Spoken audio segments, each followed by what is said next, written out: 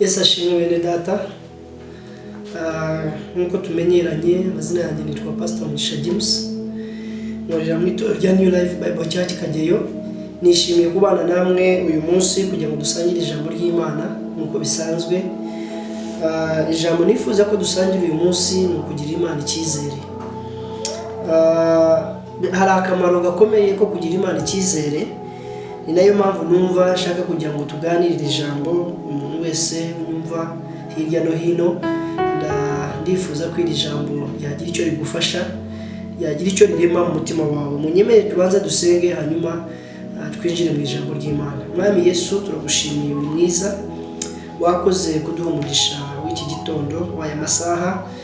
Reka nsengere buri muntu wese uri kumvira ijambo, rimufashe, rimuhindure, rimuhe imbaraga zikomeye, ryongere Mwami Imana kuzamura icyizere cye Mwami Imana imbere yawe. Reka uyu mwanya Data Uwiteka ukomeze kubana natwe, Mwuka wawe tuyobore ibyo tugiye kuvuga, kandi n'abagiye kumvira ijambo rizana ubuzima bushya, rizana imbaraga, rizana impinduka, rizana ubutsinzi mu buzima bwabo. Urakoze rero, icyubahiro ni icyawe. Sengeye mwene Data Ticyamparate turi kumwe, turimo gukomeza gukora uyu murimo. Umuhe umugisha, umwagure mu byo yifuza gukora byose. Ni byinshi, ariko ukomeze umufashe Mwami Imana, umuteze imbere mu byo yifuza. Urakoze rero, bana natwe muri byose, mu izina rya Yesu, amen. Bene Data, reka dusangire ijambo ry'Imana nk'uko dusanzwe tubikora. Ijambo tugiye gusangira riri muri Yohana ibice 14. Turasoma umurongo wa mbere. Ni ijambo nahaye umutwe w'amagambo kugira Imana icyizere. Riravuga ngo muri Yohana ibice 14 ku murongo wa mbere avuga ngo nimuhagarike imitima yanyu, mwizere Imana, nanjye munyizere. Reka twongere dusome ijambo ry'Imana mu Kuva ibice byaho 14 nanone umurongo wa 13. Aravuga ngo Mose asubiza abantu ati, mwitinya, mwihagararire gusa, murebe agakiza Uwiteka ari bubazanire uyu munsi, kuko Abanyagiputa mwabonye uyu munsi mutazongera kubabona ukundi. Ku murongo wa 14, Uwiteka ari bubarwanirire, namwe mwicecekere. Murongo wa 15, Uwiteka abaza Mose ati, niki gitumye unakira? Bwira Abisirayeli bakomeze bagende. Ndumva nanjye nshaka kugira ngo uyu munsi babwire ngo tugirire Imana icyizere, kuko intambara turwana nazo, ibibazo duhura nabyo, abatubanjirije bahuye nabyo, na ndetse byinshi no kuturusha byabakura mu mutima, byabacaga intege. Ariko Imana ibaza Mose, iramubaza ngo niki gitumye unakira? Niki gitumye uhagarika umutima? Niki gitumye ugira ibyo bibazo bimeze bityo? Igihe nabakuraga mu Egiputa, ukuboko kwanjye nimwakubonye, imirimo nakoze mu Egiputa nimwayibonye. Nabizi mwene Data, nawe urimo kunyumva uyu munsi, hari ibyo uzi Imana gukoreye, aho wahuriraho hirya no hino, wabonye ukuboko kw'Imana. Ndabizi kuko ukuboko kw'Imana kurahagije kugira ngo ukomeze kugira Imana icyizere. Imana yakoze ibyo, iracyari nzima, kandi yakomeza gukora ibirenze ibyo urimo gutekereza uyu munsi. N'ibyo urimo uyu munsi ntabwo byayinanira. Girira Imana icyizere. Kutagira Imana icyizere birayibabaza cyane. Iyo tugiye tureba amateka y'abakozi b'Imana batubanjirije nka Dawudi yasanze ubwoko bwabo ku rugamba barimo kurwana na Goliyati igihe kinini cyane. Ariko kugira ngo we abishobore, ntabwo turi kujya mu nkuru zose murazizi, ariko kugira ngo Dawudi abishobore, hari aho yakuye imbaraga. Yabanje gusubiza amaso inyuma, arabanza atekereza ukuboko kw'Imana kwabanye nawe igihe yari aragiye ari mu ishyamba. Atekereza uko kuboko kw'Imana. Amaze kugutekereza, yumvisha izo mbaraga n'ubwo buremere, Imana yakomeje kubana nawe. Arongera yumva neza ngo Imana yabanye nawe icyo gihe, yabana nawe n'uyu munsi ubwo yarebaga Goliyati imbere ye. Njya mubwire nawe wicaye aho, uri hirya no hino, ugenda mu modoka, uri mu biro byawe, uri mu kazi kawe, uri mu murima, uri ahantu hatandukanye, uri mu rugo rwawe, ndagira mubwire ngo nawe hari ibikugarije. hari ibikugarije, ariko najya mubwire ngo nubwo bikugarije bikaba bikomeye, wibuke ko hari n'ibyo Imana yakoze. Wibuke ngo hari ibyari bikuremereye ahashize hawe, ariko Imana yabanye nawe, irakurwanirira, iragutsindishiriza. Najya mubwire ngo n'ibyo ureba uyu munsi Imana iri bubikureho. Humura, ongera ugire Imana icyizere, wumve ko Imana yakoze bya bindi n'uyu munsi nibi yabikora. Yigiriye icyizere. Ijambo ry'Imana ryatubwiye muri Yohana, yatubwiye ngo nimuhagarike imitima yanyu, mwizere Imana nanjye munyizere. Aya magambo ni Yesu wayavuze.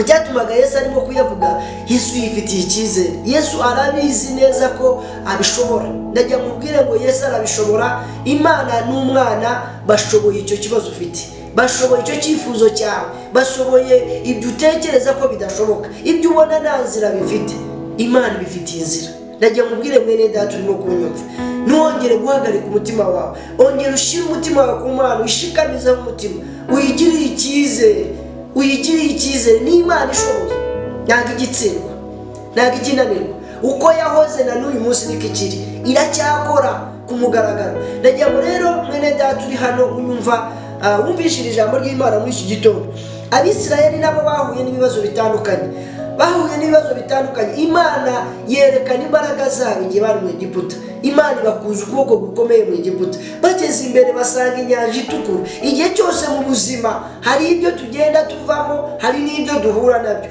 ariko reka ibyo twavuyemo biduha imbaraga zo kumva ko ibyo tugezemo nabyo byarangira. Najya mubwire ngo ibyo urimo byarangira, ibibazo ufite byarangira. Urwo rubyaro rwawe urifuza urubyaro, najya mubwire ngo igihe gito cyane Imana igiye gukingurira ubyare. Ntabwo ugira ubuhamya bwiza. Ibyo byabaye kuri Ana, turabizi neza, twarabisomye, kandi icyo nicyo kiduha icyizere. Ntabwo ari amagambo, Bibiliya ntabwo ari ijambo ritanga morale, ni ubuzima.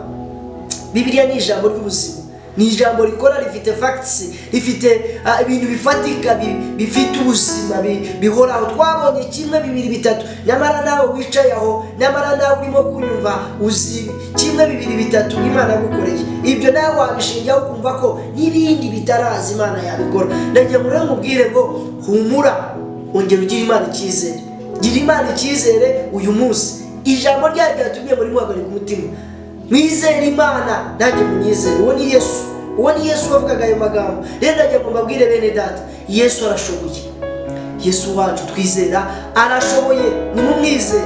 Kandi ndagira ngo mbabwire igihe gito cyane muraza kumpa ubuhamya bw'imirimo itandukanye Imana igiye gukorera umwe ku wundi, ku cyifuzo gitandukanye. Dufite ibyifuzo bitandukanye abantu, twebwe dufite ibyifuzo bitandukanye. Hari uri mu kibazo cy'amadeni, ntabwo urimo gutekereza ngo se bizaca hehe kugira ngo mve muri iki kibazo. Najya ngo mubwire ngo Imana yacu igigeze. Ndibuka ijambo ry'Imana mu Bami, Imana ihagurukije Elisa arimo kugenda ngo aza guhura n'umudamu wari ufite ikibazo cy'umwenda.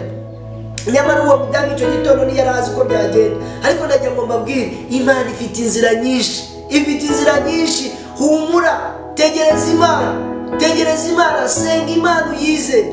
Simvuze ngo wishaka inzira, ntabwo ari uko mvuze. Ndavuze ngo tegereza Imana. N'izo nzira wazishaka zikabura, n'izo nzira wazishaka ntizibeho, ibyo ushoboye gukora bikore. Ariko najya mu mubwire, byananirana bidafite inzira, Imana cyafite inzira. Bidafite aho byaturuka, ubona byagushobeye, imiryango yakinze, Imana cyafite umuryango wacamo ukabaho. Humura, uzabaho. Gira Imana yawe icyizere, yishyireho umutima, yishikamijeho umutima. Bene data murimo kunyumva igitondo aya masaha, nifurije umuntu wese kugira ngo uyu munsi abone ukundi kuboko kw'Imana kudasanzwe. Agiye kubibona neza ko Imana yacu tuvuga si Imana y'amagambo, ni Imana y'ibikorwa.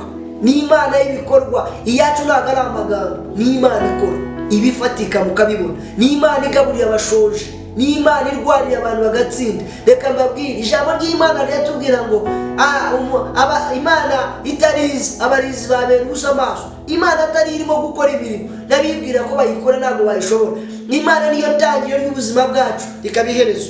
Ikintu cyose cyo mubona muri iyi si cyose kigera ku butsinzi gitangira ku Mana kigasoreza mu butsinzi. Rero najya ngo mbabwire bene data, nimuhumure, Imana yacu irashoboye.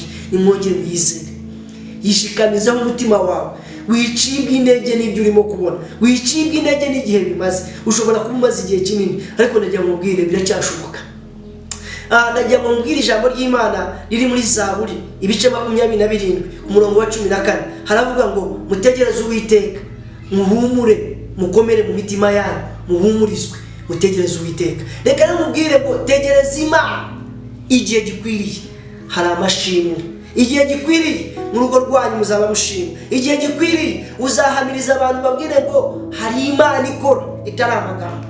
Kenshi bakubwiye Imana y'amagambo, ariko uyu munsi yewe naje kubwira Imana ikora. Yizere, yizere, yizere. Ijambo ry'Imana rirambwira muri Matayo 21 ku murongo wa 22, riravuga ngo ibyo muzasaba byose mwizeye muzabibona. Kino gitondo fiti inkuru nziza, ugiye kubona ibyo wizeye.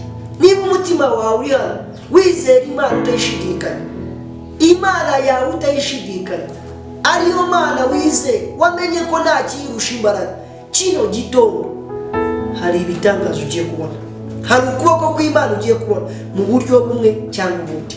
Reka mbifurize ubwiza bw'Imana, reka mbifurize gushikamisha umutima wanyu ku Mana. Nibyo byonyine byashobora kuzana ihumure rikomeye, nibyo byonyine byashobora kuzana ubuzima, nibyo byonyine byashobora kubaka umutima wawe ukagira umutuzo. Humura. Ahari abantu ntabwo babizi, ibyo utekereza ntabwo babizi, ibiri mu mutima wawe nta muntu ubizi, ariko Imana yacu mubwira irabizi. Zaburi ya 51 ku murongo wa 8 iravuga ngo n'Imana ngo ishaka ukuri ko mu mutima. N'Imana ireba ibyo mu mutima wacu ikabimenya. Ndagira ngo rero mubwire ngo ibyo abantu batazi irabizi. Igihe gikwiriye ku mugaragaro uzabibona bifatika, uzabona bikoreka. Bene data munyemerere kandi ndabashimiye ko muduteze amatwi. Ku bantu bose barimo kumva iri jambo ry'Imana, ndabifuriza kugira ngo mushyire imitima yanyu ku Mana, mwishikamijeho, mugiye kubona ibitangaza vuba cyane. Muraza kuduha ubuhamya, komenti zacu tubwire ijambo ry'Imana uko mwaryakiriye, icyo ryabakoreye, kandi rwose vuba cyane muraza kuduha ubuhamya bwiza, kuko Imana turimo kuvuga si amagambo, irakora. Munyemere rero bashimire, murakoze cyane kudutega amatwi, kuduha umwanya wanyu mukatwumva aho muri impande zose no kudushyigikira, kandi nimwibagirwe gukora subscribe kuri iyo video muri bubone. Imana ibumugishe. Mureke dusenge. Data, mu izina rya Yesu ngushimiye kubw'ubu bwoko bwawe buduhaye umwanya wabo, bakadutega amatwi bakatwumva. Ndasenga nanjye unyemerere, kuko ijambo ryawe riratubwira ngo nyuma yo gusohoza ibyo wavuze, usohoza ijambo ryawe ku buri muntu wese waryumvisha akaryizera. Mwami Imana, reka abone ukuboko kwawe kudasanzwe. Ndabizi neza iri jambo ryawe ni ukuri. Ingumba zirabyara, abafite ibibazo bitandukanye, abafite amadeni babona nta gisubizo, imitima yabo irahagaze. Ndasenga Mwana, baduha ubuhamya bukomeye. Ufite inzira zirenze, niko Bibiliya itubwira. Ufite inzira nyinshi wanyura, wahagurutsa abantu, wakora ibindi bitandukanye byinshi. Twarakubonye erega Mana, ntabwo tukuvuga kuko dusoma Bibiliya, ariko twabonye ibifatika byawe, turabyizera, turabizi neza, turabihamiriza abantu. Ni ukuri rero Mwana, reka n'aba bantu twumvishije babone ibifatika byawe, abarimo babwira abandi kuri Imana ikora. Twemerere Mwami Imana iki gitondo buri muntu wese uri bwumvire inkuru nziza, hanyuma iri jambo rimuhindukira ubuzima. Urakoze, umugisha umukozi wawe, twakomeze kubana nawe, kandi ndagusaba Mwami Imana uko bukeye uko bwije ukomeze kumwagura mu mavuta, mu bitekerezo, mu byo akora byose umugisha. Urakoze rero, ndagushimye, umugisha abakozi bawe bagiye gutega aya matwi iri jambo. Icyubahiro ni icyawe, mu izina rya Data n'iry'Umwana n'iry'Umwuka wera, amen. Shalom, shalom. Urakoze cyane.